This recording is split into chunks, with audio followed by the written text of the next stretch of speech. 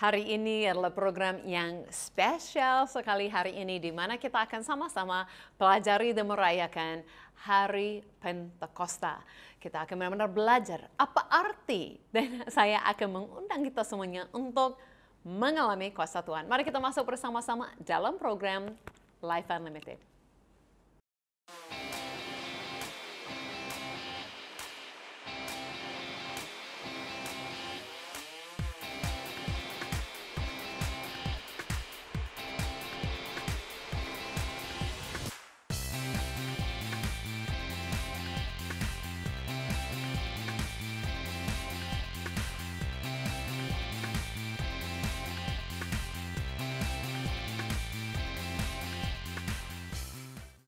Ya, halo dan selamat berjumpa kembali kepada semua pemirsa Life Unlimited dimanapun berada di seluruh Indonesia. Susan Hoover, sangat senang sekali kita bisa jumpa hari ini dalam program ini Life Unlimited. Nah, Life Unlimited itu berarti hidup tanpa batas. Ya, di mana kita mau menjadi semuanya sesuai rencana Tuhan, semuanya sesuai kuasa Tuhan. Kita tidak terbatas lagi oleh masa lalu, oleh kekuatan pribadi kita, hikmat kita, tapi kita bisa hidup sesuai apa yang Tuhan miliki bagi kita. Nah, itu semuanya hanya mungkin karena apa?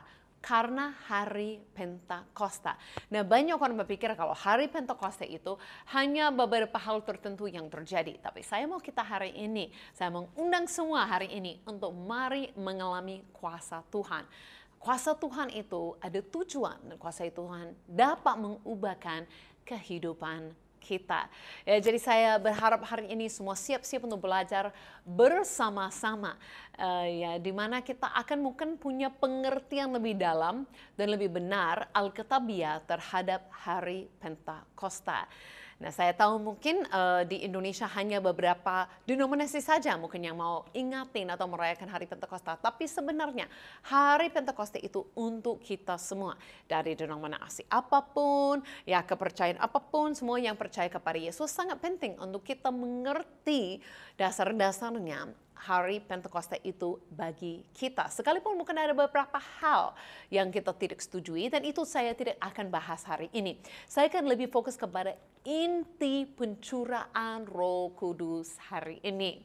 Dan itu bagi kita semua, siapapun kita, dimanapun berada, nomor apapun, pokoknya kalau kita percaya kepada Yesus, hari Pentakosta itu bagi kita. Kenapa? Karena yang terutama itu adalah Yesus berjanji kuasa Roh Kudus dan Yesus pun menjelaskan kenapa kita perlu. Mungkin banyak orang berpikir lebih enak kalau Yesus tetap di dunia dan Yesus tidak naik ke surga mengutus Roh Kudus untuk datang. Tapi itu tidak benar sama sekali. Bayangkan dunia hari ini kalau tidak ada Roh Kudus. Kalau kita semua orang percaya, kalau saya saat ini mengajar tidak ada Roh Kudus untuk menolong, kita semua tidak ada Roh Kudus kapanpun untuk mengalami kuasa, mengalami kesembuhan, pemimpinan daripada Tuhan, mengarahkan hidup kita, hikmat, damai sejahtera, apapun. Bayangkan kalau kita selalu mau mencari seseorang Yesus yang masih hidup di dunia. Nah, kalau Yesus itu tetap di Israel, praktik kita semua hari ini, mungkin di Indonesia atau dimanapun kita berada, mau jumpa dengan Yesus, harus terbang pesawat mahal-mahal atau naik kapal berbulan-bulan yang untuk datang kepada dia antri, hanya untuk bukan dijama untuk satu saat. Nah, itu bukan yang Tuhan rencanakan untuk selama-lamanya seperti itu. Itu hanya untuk waktu yang tertentu. Sampai dia sudah menjadi korban yang sempurna, dia sudah bangkit mengalahkan maut dan dosa bagi kita. Dan dia punya rencana naik ke surga mengutus sang penolong, sang penghibur, ya, Roh Kudus, Roh kebenaran kepada kita semua. Yesus sendiri mengatakan ini, dia berjanji Roh Kudus akan datang. Dalam Yohanes 16, dia mengatakan seperti ini. Namun benar yang kukatakan ini kepadamu, adakah, ini Yesus katakan, lebih berguna bagi kamu jika aku pergi? Sebab jika aku tidak pergi, penghibur itu tidak akan datang kepadamu. Tetapi jika aku pergi, aku akan mengutus dia kepadamu. Jadi ini penting. Yesus katakan kalau dia tidak naik ke surga, Roh Kudus tidak akan turun. Ya kan, karena tidak akan ada dua-duanya di dunia ini. Kalau seperti itu kita bingung. Ikuti roh atau harus cek lagi jumpa dengan Yesus. Jadi Yesus membuatnya jelas-jelas. Sebenarnya Yesus datang menjadi pengganti bagi kita, menjadi korban bagi kita. Itu supaya roh Tuhan tidak akan tinggal hanya dalam bait suci lagi. Tapi melalui korban Yesus, melalui darah Yesus yang dicurahkan bagi kita semua, kita disucikan untuk menjadi bait sucinya. Jadi Yesus sudah lakukan bagiannya, dia akan naik ke surga supaya dia mengutus roh Tuhan yang akan datang dan tinggal di dalam kita. Makanya sangat penting sekali kita semua tangkap ya. Yesus berjanji kuasa Roh Kudus kepada kita dengan dia berkata lebih berguna jika dia pergi. Itu artinya kan untuk kita semua akan terima Roh Kudus dalam kehidupan kita. Dan Yesus lanjut dengan janji-janjinya. Ada lagi di janjinya Yesus mengatakan seperti ini dalam Kisah Para Rasul 1 ayat ke-8. Tetapi kamu akan menerima kuasa kalau Roh Kudus turun ke atas kamu.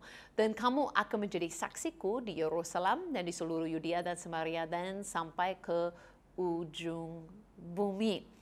Jadi Yesus pun berjanji sebelum hari Pentakosta, kalau mereka terima, Yesus berjanji kuasa Roh Kudus. Dan kuasa itu datang bukan saja sebagai rasakan kuasa, bukan saja sebagai ada rasakan sesuatu. No, berkata kuasa itu datang dengan tujuan. Setiap orang yang menerima kuasa Roh Kudus bisa jadi apa? Bisa jadi saksi, bisa pergi dan ceritakan Yesus, memberitakan Injil ke orang-orang lain. Jadi kita lihat di sini itu luar biasa.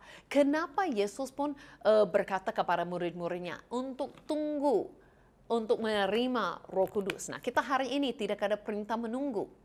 Itu hanya pada saat tertentu mereka menunggu hari Pentakosta itu supaya mereka akan menerima kuasa. Karena tanpa mereka menerima kuasa, Yesus tahu mereka keluar, mereka akan gagap. Mereka tidak punya kuasa, tidak punya hikmat, ya tidak dapat melakukan dengan manusia, kekuatan manusia, mereka tidak akan sanggup. Jadi mereka perlu menunggu Roh Kudus yang akan memampukan mereka. Nah, hari ini kita tidak harus menunggu satu hari yang spesial di ruang atas. Bukan lagi, karena setelah hari Pentakosta Roh Kudus dicurahkan sekali, kita semua yang percaya kepada Tuhan bisa menerima Roh Kudus atau Roh Kudus di atas kita, dan kita juga bisa menjadi saksinya. Bahkan ada orang yang datang ke hari Pentakosta itu, orang yang datang yang mendengar suaranya, mendengar kejadiannya, yang datang dan mengalami hari itu dari tempat lain. Mereka bisa langsung pulang menjadi saksi Yesus ke daerah lain. Wow, luar biasa. Jadi kita lihat bukan saja mereka yang murid-muridnya Yesus, tapi janji ini berlaku bagi orang lain. Jadi janji Yesus ini berlaku bagi kita semua hari ini. Bukan saja satu hari Pentakosta, tapi siapapun kita menerima kuasa Roh Kudus sampai hari ini, itu memampukan kita menjadi saksi bagi Yesus. Kalau mau tahu orang-orang lain itu siapa, dari daerah mana dan apa yang mereka lakukan, mari ikuti saya ke kota Roma, belajar sedikit sejarah hari Pentakosta bersama dengan saya di situ. Kalau kita hari ini datang ke Roma, seperti saya di Roma saat ini, pasti kita akan lihat begitu banyak gereja. Mana-mana ada gereja. Sampai kita tahu begitu banyak orang Kristen yang ada di Roma hari ini, sampai menjadi pusat gereja Katolik. Kok bisa ya? Padahal dulu kita tahu tidak ada sama sekali. Tidak ada satupun orang dulu dari Roma yang menjadi orang percaya. Jadi orang percaya kepada Yesus itu mulai dari mana? Mungkin kita pikir itu berasal dari mana? Nah, dipercayakan banyak orang dalam sejarah bahwa gereja itu mulai dari orang yang ada di Yerusalem pada hari Pentakosta. Nah, kenapa dipercayakan seperti itu? Karena dalam pasal 2 dalam Kisah Para Rasul diceritakan memang seperti itu. Orang-orang yang datang pas itu kepenuhan roh kepada rasul-rasul, dan mereka mulai untuk memberitakan Injil. Berkata dalam penjelasan orang-orang datang dari daerah mana? Salah satunya berkata pendatang-pendatang dari Roma. Jadi ada kan orang Roma datang ke Yerusalem pada waktu itu dan dengar Injil yang diberitakan untuk pertama kali pada hari Pentakosta. Dan saat mereka pulang, mereka membawa Injil. Sampai waktu Paulus mau menulis surat surat kepada gereja yang ada di Roma ini, sudah begitu banyak orang percaya. Sangat luar biasa sekali. Artinya saat Petrus memberitakan Injil mungkin pada hari Pentakosta, tidak tahu hasilnya. Dia tidak tahu siapa-siapa aja dari bangsa yang mana aja. Ternyata dari dia beritakan Injil satu hari, pendatang-pendatang dari Roma datang dan sampai dibawa Injil sampai hari ini membawa begitu banyak orang untuk percaya. Pelajaran yang luar biasa bagi kita mengajar kita. Kita tidak pernah tahu dampak memberitakan Injil sekali satu hari dan apa yang bisa terjadi. Oh, kan menariknya. Jadi baru tahu ya, di antara orang-orang yang pergi saksikan yang terjadi di tempat itu hari itu, di antaranya memang ada orang dari kota Roma dan mereka kembali ke Roma ceritakan tentang Yesus yang ada di sana sampai akhirnya menjadi gereja di Roma, surat Roma dalam firman Tuhan, dan hari ini kita pergi ke Roma, cukup banyak orang yang percaya kepada Yesus karena itu. Nah, itu dampak yang luar biasa. Jadi bisa hari ini kita tidak harus pergi ke ruang atas ke hari Pentakosta untuk saksikan sesuatu. No, tapi kita hari ini, semua kita siapapun percaya kepada Yesus yang mau terima Roh Kudusnya dan kuasanya, dia memampukan kita dimanapun kita berada hari ini untuk ceritakan Yesus kepada orang lain. Wow, itu luar biasa, itu panggilan untuk kita semua. Saya berharap pun pemirsa-pemirsa Live Unlimited hari ini hidup sesuai dengan kuasa yang diterima dari Tuhan. Sudah berkuasa, sudah sanggup ceritakan Yesus bagi orang lain. Luar biasa. Apa saja sih yang terjadi hari itu yang mereka saksikan?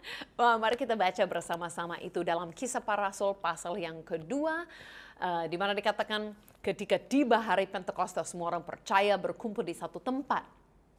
Tiba-tiba turunlah dari langit suatu bunyi seperti tiupan angin keras yang memenuhi seluruh rumah dimanapun mereka duduk. Ya, dan bertampaklah kepada mereka lidah-lidah seperti nyala api yang bertebaran dan hingga pada mereka masing-masing. Maka penuhlah mereka dengan Roh Kudus, lalu mereka berkata-kata dengan bahasa-bahasa lain. Ya, seperti dengan Roh Kudus yang diberikan Roh Kudus kepada mereka untuk mengatakan. Dan waktu itu di Yerusalem ada orang-orang Yahudi yang saleh dari segala bangsa di bawah kolong langit, termasuk dengan orang Roma itu tadi. Nah, ketika turun bunyi itu, berkumpullah orang banyak itu. Jadi orangnya datang ya, para datang. Kenapa? Karena dengar angin pada hari itu. Mereka datang dan mereka bingung saat mendengar masing-masing mendengar Rasul itu berkata-kata dengan bahasa mereka sendiri. Oke, mereka semua heran. Mereka lihat kejadian ini dan akhirnya apa yang mereka alami itu makanya mereka bisa pergi ke tempat lain dan memberitakan Injil seperti itu. Nah, mungkin kalau kita mau bayangkan bagaimana kejadian hari itu, mungkin susah kita untuk tangkap dan membayangkannya. Nah, saya temukan satu video klip. Nah, saya tidak katakan ini mungkin proses seperti apa yang terjadi, tapi menarik, cukup menarik untuk mungkin buka pikiran kita untuk membayangkan apa yang ada dalam firman Tuhan, betapa ajaibnya kejadian ini. Jadi mari ikut saya dalam video klip yang singkat ini memberikan kita gambaran mungkin seperti apakah kejadian hari Pentakosta pada hari itu.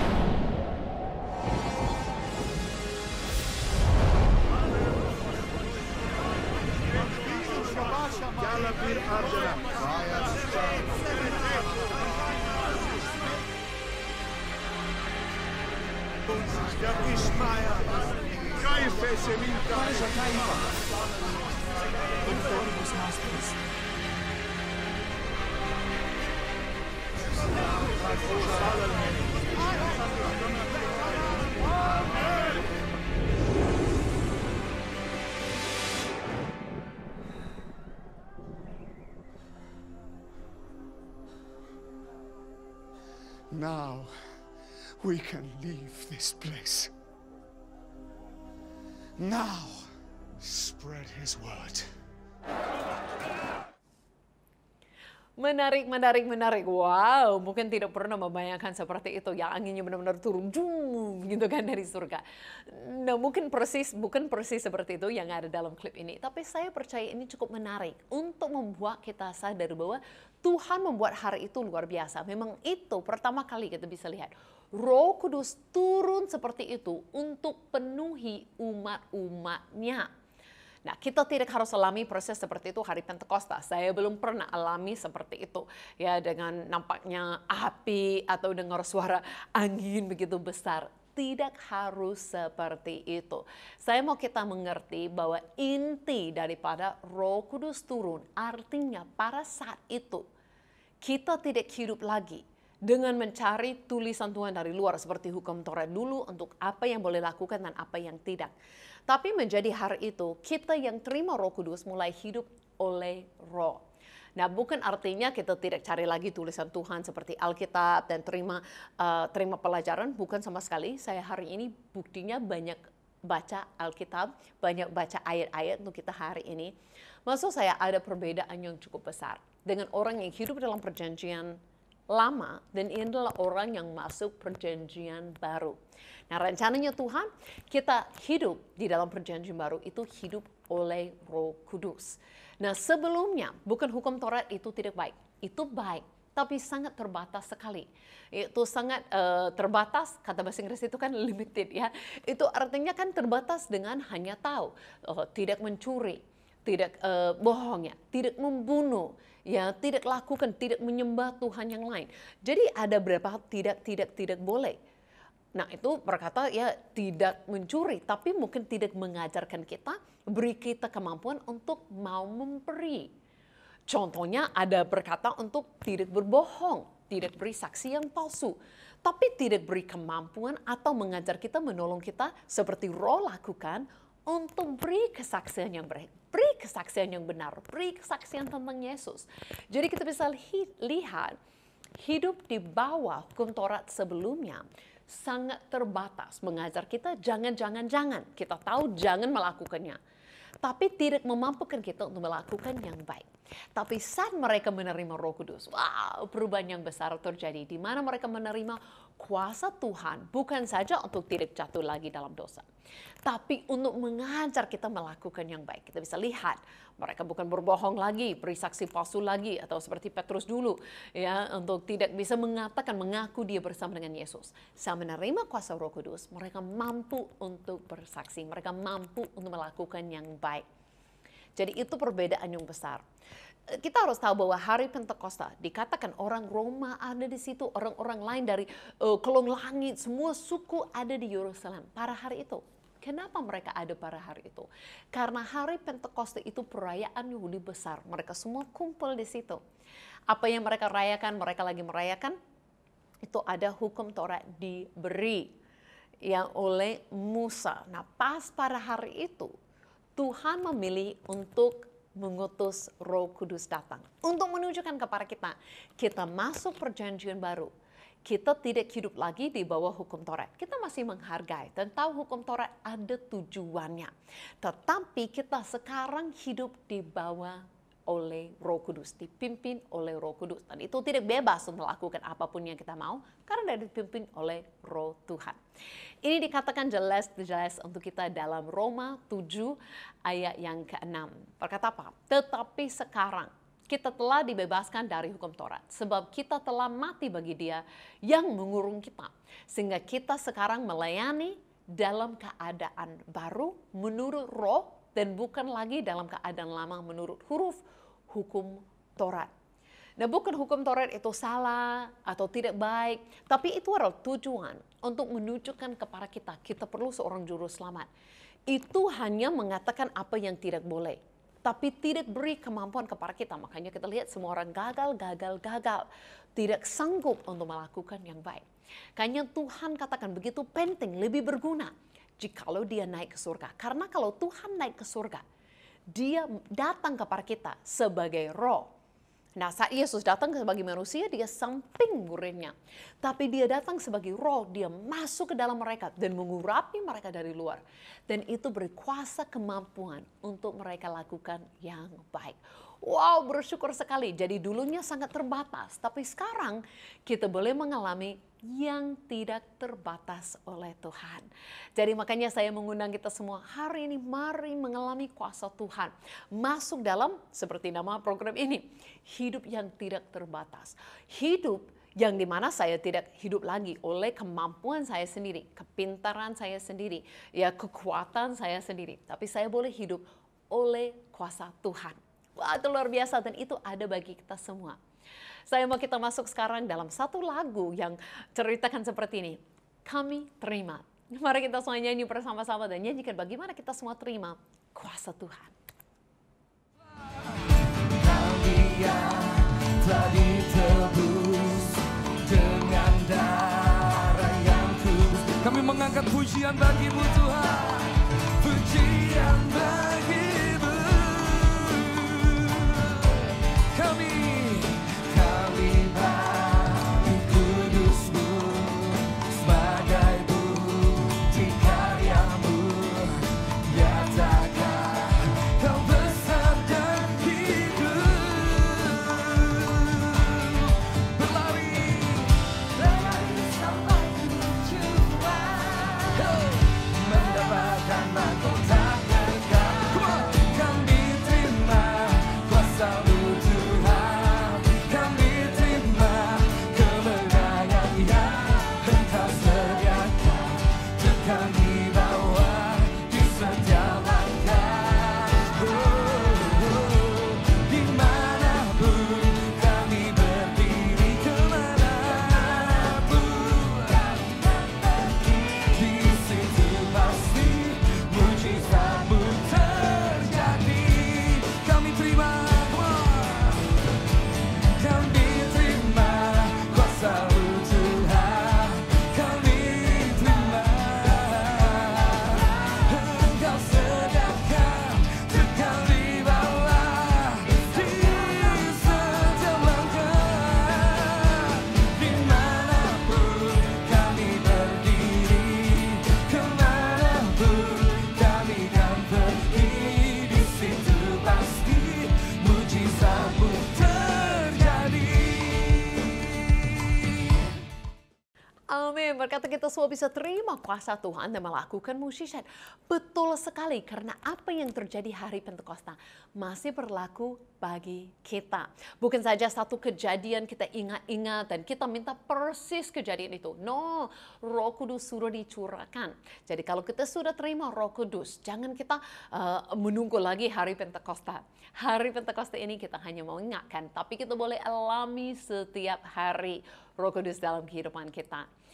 Dalam hari Pentakosta itu pun, Petrus berkhotbah dan dia pun berkata, gunakan sesuatu yang Nabi Yoel katakan, bernubuat.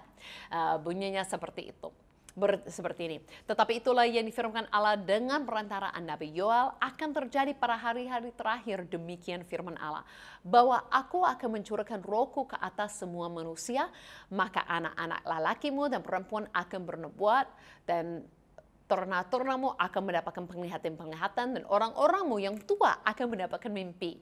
Ini yang luar biasa. Laki-laki, perempuan, yang muda, yang anak-anak, yang tua-tua berkata akan menerima kuasa Roh Kudus. Dan juga ke atas hamba-hambaku, laki-laki dan perempuan, akan kucurahkan rohku pada hari-hari itu dan mereka akan bernubuat.